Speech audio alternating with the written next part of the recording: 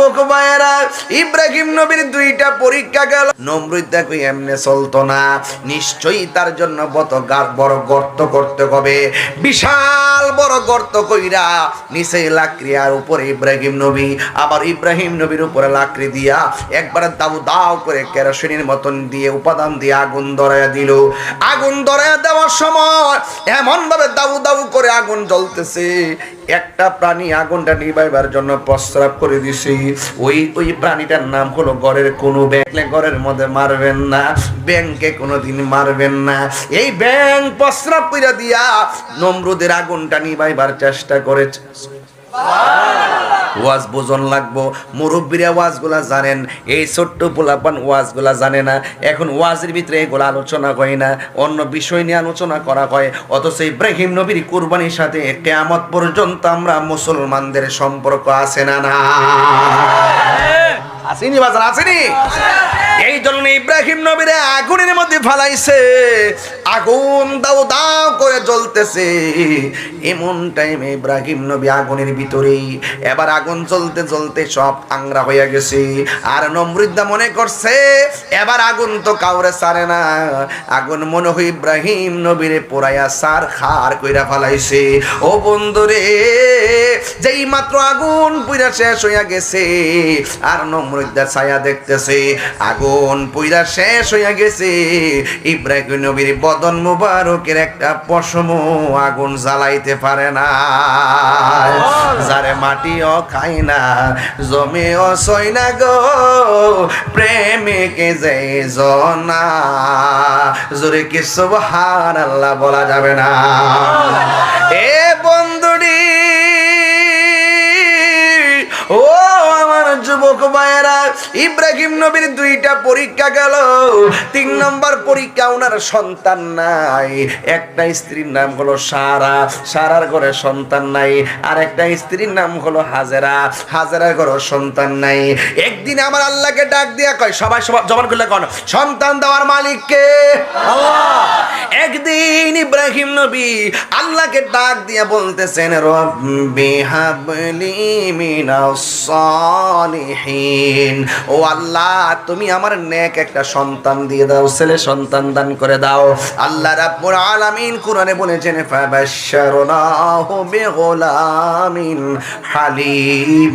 আল্লাহ রাব্বুল আলামিন তাকে সন্তানের শুভ সংবাদ দিয়ে দিল। সন্তান নাই, সন্তান নাই, একটা পরীক্ষা। এই জন্য মা, সন্তান না হলে দুঃখ করো না, কারণ সন্তান দেওয়ার মালিক কেউ না। জবাই জবানটা খুলে কোন, সন্তান দেওয়ার মালিক কে? যেই মাত্র ইব্রাহিম নবী আল্লাহর কাছে সন্তানটা চাইছে, আল্লাহ রাব্বুল আলামিন তাকে একটা সন্তান দিয়েছে। ওই সন্তানটার নাম হলো হযরতে ইসমাঈল আলাইহিস সালাম। যুবক ভাইরা আমার, অনুরোধ করে বলি, ঘটনাটা এড়িয়ে যাবেন না। অত্যন্ত হৃদয় বিদারক কথা, চোখের পানি ছেড়ে দিবেন, দেখবেন এই চোখের পানির কারণে আল্লাহ রাব্বুল আলামিন আপনার জীবনের গুনাহ মাফ করে দিতে পারেন। ইব্রাহিম নবীকে আল্লাহ সন্তান দিয়েছে।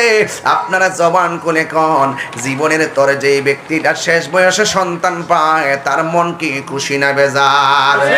12 বছর পর, 13 বছর পর একটা সংসারে যখন সন্তানের প্রদীপ জ্বলে, সন্তানের মা খুশি, বাবা খুশি, দাদা খুশি, দাদি খুশি, নানা খুশি, নানি।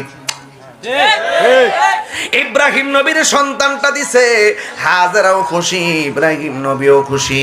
হঠাৎ করে আমার আল্লাহ ইসমাঈল আলাইহিস সালাম ছোটবেলা থাকতেই আল্লাহ ডাক দিয়ে কয়, ইব্রাহিম ঘরের মধ্যে সন্তান নিয়ে বসে থেকো না, এমন একটা জায়গায় তোমার সন্তানকে নিয়ে চলে যাও, যে এই জায়গার মধ্যে গাছপালা নাই, যে এই জায়গার মধ্যে পশু পাখি নাই, যে এই জায়গার মধ্যে কোনো বসবাসের মানুষ নাই, এমন একটা ধুধুময় বালুকাময় প্রান্তর নীরব জায়গায় চলে যাও, জনমানবহীন শূন্য জায়গায় সন্তান আর তোমার পরিবার নিয়ে চলে যাও।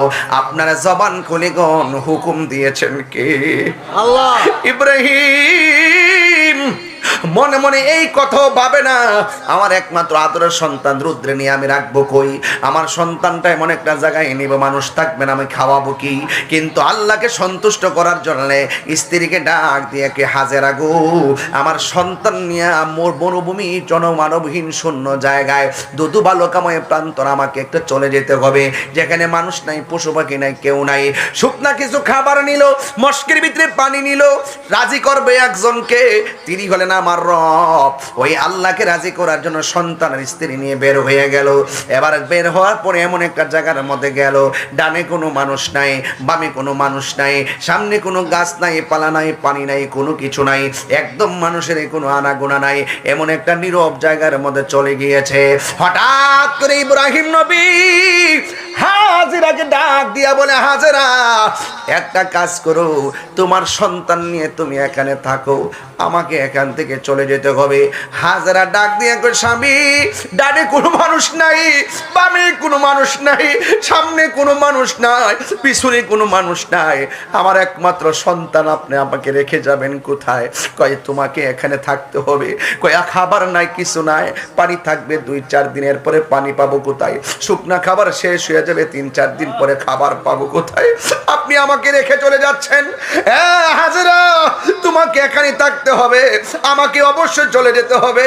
হাজেরা বলেন, স্বামী গো, আপনি কি একা একা মনে মনে সিদ্ধান্ত করে চলে যাচ্ছেন, নাকি আল্লাহর অনুমতিতে চলে যাচ্ছেন?